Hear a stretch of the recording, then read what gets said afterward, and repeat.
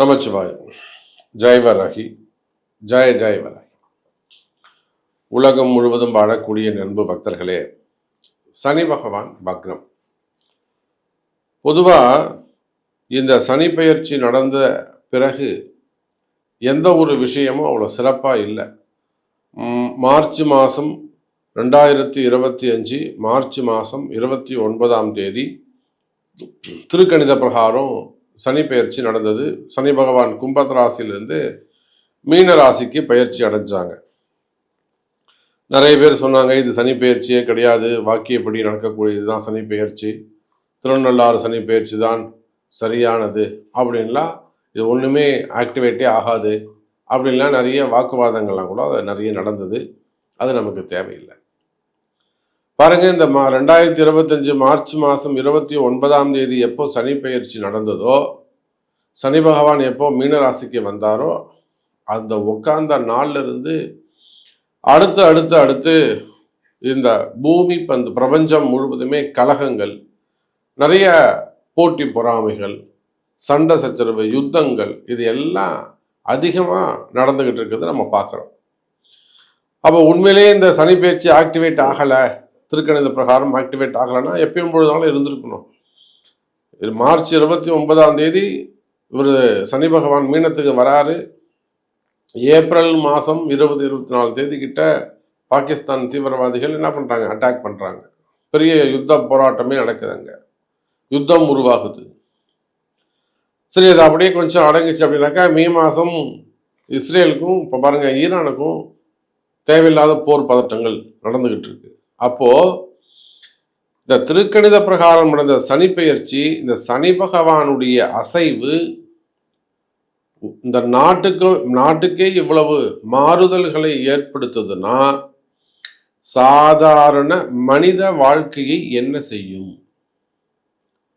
அப்ப அந்த சனி பகவான் இப்போ ஜூலை மாதம் 13 ராத்திரி அப்படி வச்சுப்போம், நமக்கு விடிஞ்சாதான் கணக்கு. அதனால 14 உதயமாகும் போது சனி பகவான் வக்ரகதி அடைகிறார். ஒரு பெருமூச்சு விட்டுக்கலாம். அப்பா ஒரு மாரத்தான்ல ஒரு 10 கிலோமீட்டர் ஓடிட்டு போனவங்க ஒரு சேர்ல உட்காந்து பெருமூச்சு விட்டா எப்படி இருக்கும், அதை போல இந்த சனி பகவானுடைய வக்ரம் என்ன செய்ய போகுது? அடுத்த 5 மாசங்கள், July 13 August, September, October, November, December 15 வரையிலும், டிசம்பர் 15 மார்கழி பிறக்கிற வரையிலுமே கூட இந்த சனி பகவான் வக்ரகதியில் தான் இருக்க போகிறார். அப்போ நிச்சயமா தொழில் அமைப்புகள் எப்படி இருக்கும், சனி வக்ரமான பிஸ்னஸ் எப்படி இருக்கும், ட்ரேடிங் எப்படி இருக்கும், ஃபண்டு ஃப்ளோ எப்படி இருக்கும், டிரான்சாக்ஷன்ஸ் எப்படி இருக்கும், மெயினா இந்த வீண்பழிகள் அல்லது அந்த தொந்தரவுகள், சனி பகவானால் வந்த கஷ்டங்கள், ஒரு போட்டி பொறாமைகள், சண்டை சச்சரவுகள், வம்பு வழக்குகள், இதெல்லாம் இப்ப புதுசா உருவாகி இருக்கு. சாமி, நீங்க சொல்றது கரெக்டு.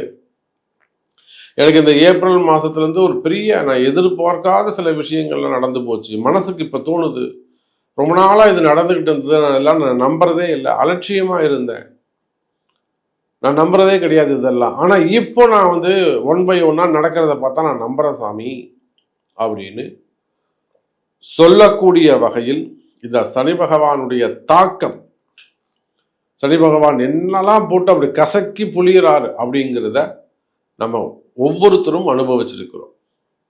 அப்போ உலகம் முழுவதும் வாழக்கூடிய என் அன்பு பக்தர்களே, இந்த சனி பகவான் வக்ரம் எனக்கு தெரிஞ்சு உங்க எல்லாருக்கும் ஒரு 5 மாசம் லீவ், பெரிய லீவ், நல்லது நடக்க போகுது.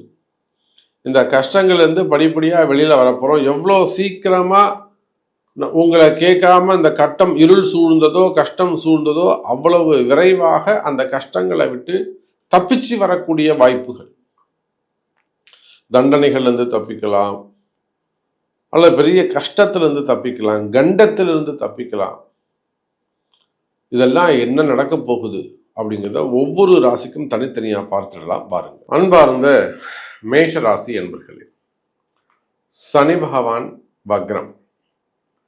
ராசிக்கு 12வது வீட்டில் சனி பகவான் இருந்தாலே பொதுவா அவங்களுக்கு தொழில் சம்பந்தப்பட்ட விஷயங்கள்ல லாபங்கள் அதிகரிக்கும்.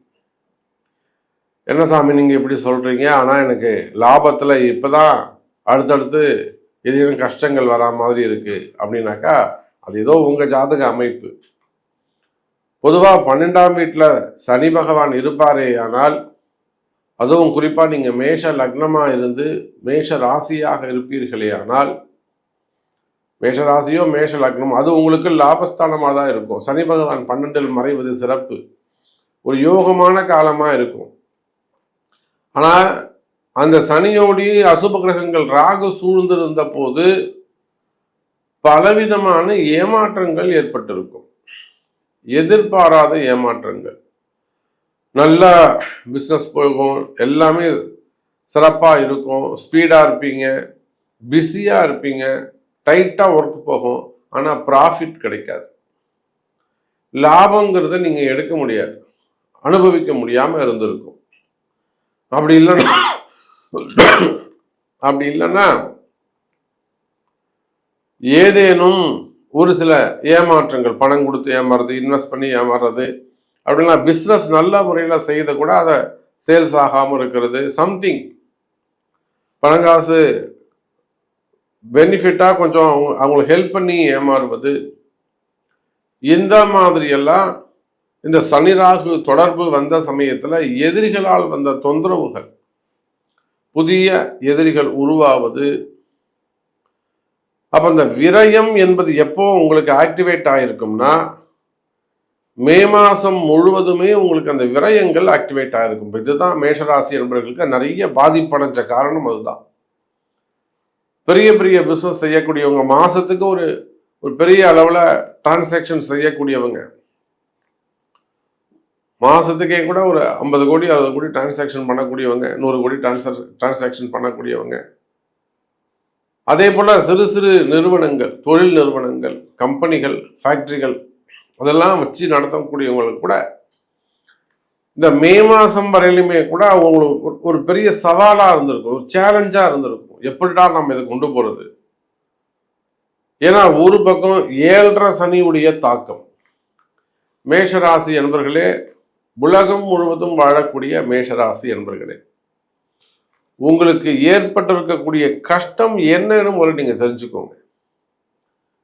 எனக்கு கவலையாக இருக்குது, எனக்கு கஷ்டமாக இருக்குது, மனசு குழப்பமாக இருக்குது, கலகமாக இருக்குது, வீட்டில் ஒரே சண்டை சச்சரவாக இருக்குது, நல்லா போயிட்டு இருந்தது சாமி, திடீர்னு ஒருத்தர் மூஞ்சை காமிச்சிக்கிறோம், 2 நாள் பேசாமல் இருக்கிறோம், இது மட்டும் இந்த மாதிரி இருந்ததே கிடையாது, புதிய தொடர்புகள் எல்லாம் ஏற்படுது, கனெக்ஷன், நியூ கனெக்ஷன்லாம் ஏற்படுது சாமி,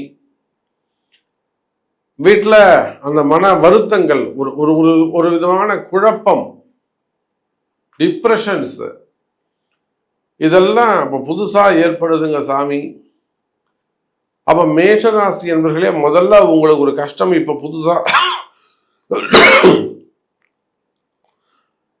இப்போ உங்களுக்கு ஒரு புதுசாக கஷ்டம் வந்திருக்குன்னா, அந்த கஷ்டம் ஏன், அது பிஸ்னஸாக இருக்கட்டும், லைஃபாக இருக்கட்டும், ஜாபாக இருக்கட்டும், அந்த கஷ்டம் ஏன் வந்திருக்குன்னா உங்களுக்கு இப்போ 7.5 சனி ஆரம்பிச்சிருக்கு, 7.5 சனி நடக்குது. இதை ஃபர்ஸ்ட் பேசிக்கான விஷயங்களை நீங்கள் தெரிஞ்சுக்கணும்.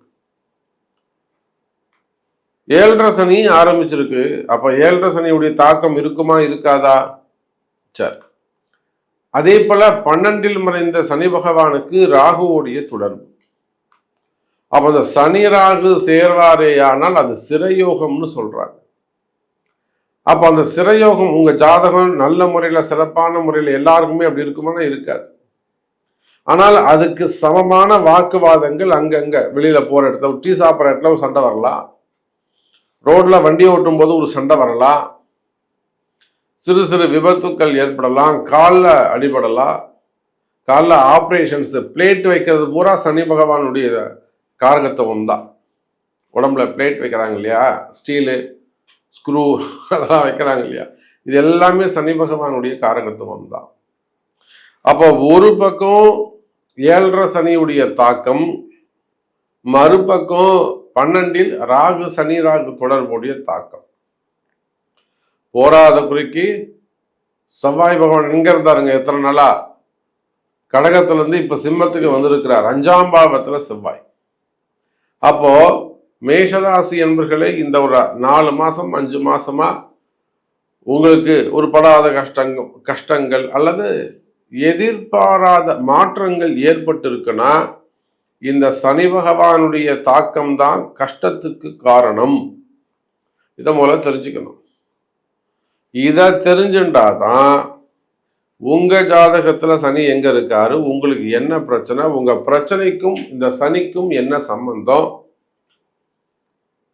இந்த சனி பகவான் அந்த கஷ்டத்தை எந்த வகையில உற்பத்தி பண்ணார், கிரியேட் பண்ணாரு, இது எப்போ நிவர்த்தி ஆகும், அதுக்கு என்ன மாதிரியா நிவர்த்தி ஆகிறதுக்கு என்ன நாம செய்யணும் அப்படிங்கிறத அப்பதான் நம்ம புரிஞ்சிக்கவே முடியும். அப்ப இந்த சனி பெயர்ச்சிக்கு பிறகு 7.5 சனியில ஆரம்பத்தில் இருக்கக்கூடிய மேஷராசி என்பர்களே, ஏற்கனவே பல கஷ்டங்கள் இருந்தாலுமே கூட ஓரளவுக்கு நல்லா ரெக்கவரி ஆகி வந்த காலகட்டங்கள் இது. அந்த ரெக்கவரியான காலகட்டங்கள்ல கூட உங்களுக்கு இப்போ லைவா இருக்கக்கூடிய புதுசா ஏற்பட்டிருக்கக்கூடிய வெளியில சொல்ல முடியாத ஒரு சில கஷ்டங்களாக இருக்கலாம், ஏமாற்றங்களாக இருக்கலாம், வாக்குவாதங்களாக இருக்கலாம், ஜாபு மெயினா ஜாப்ஸ் அந்த வேலை செய்யக்கூடிய இடங்கள்ல ஹையர் ஆஃபீஸர்ஸோடைய ஒத்துழையாமையரும் இருக்கிறது, இல்லை கூட வேலை செய்கிறவங்க மெயினாக வீண்படி அவமானங்கள், தலைகுனிவுகள் அல்லது டிரான்சாக்ஷன் சம்பந்தப்பட்டது, நம்பிக்கை இழப்பது, பிள்ளைங்க. அப்ப இந்த மாதிரியான கஷ்டங்கள் எல்லாம் உங்களுக்கு இருக்குமேயானால் இந்த சனி பகவானுடைய வக்ரகாலம் அதுக்கு நிவர்த்தியை ஏற்படுத்தும். இந்த சனி பகவானுடைய வக்ர காலம் நாம் முன்னாடி பதிவில் ஜென்ரல் பதிவில் சொன்னதை போல, ஓப்பனிங்கில் சொன்னதை போல 5 மாதங்கள் உங்களுக்கு லீவு, 5 மாதங்கள் உங்களுக்கு லீவு. ஆகவே இந்த சனி பகவானுடைய வக்ரம் டிசம்பர் மாதம் வரையிலும் நீங்கள் இன்னும் என்னெல்லாம் சாதிக்கணும்னு நினைக்கிறீங்களோ அதெல்லாம் சாதிக்கலாம். அதே போல் இப்போ புதுசாக ஏற்பட்டிருக்கக்கூடிய ப்ராப்ளத்திலேருந்து நீங்கள் ரெக்கவரி ஆகலாம், சமாளிக்கலாம், வெற்றி பெறக்கூடிய காலமாக இந்த சனி பகவானுடைய வக்ரம் அமைகிறது. அப்போ இந்த முறையில் நீங்கள் உங்கள் ஜாதகத்தை பார்த்தீங்கன்னா, புரிஞ்சு பார்த்தீங்கன்னாக்கா நிச்சயமாக உங்களுக்கு சந்தோஷம் நிச்சயமாக இருக்கும், வியாபாரம் சிறப்பாக இருக்கும், இன்னும் உங்களுடைய கஷ்டங்கள் எதுவும் அந்த கஷ்டங்கள்லாம் விலகி நன்மை உருவாகும் என்பதை சொல்லிக்கொண்டு மீண்டும் ஒரு அற்புதமான பதிவில் சந்திக்கிறேன். நன்றி, நமச்சிவாயம். ஜெய் வராகி, ஜெய ஜெய் வராகி.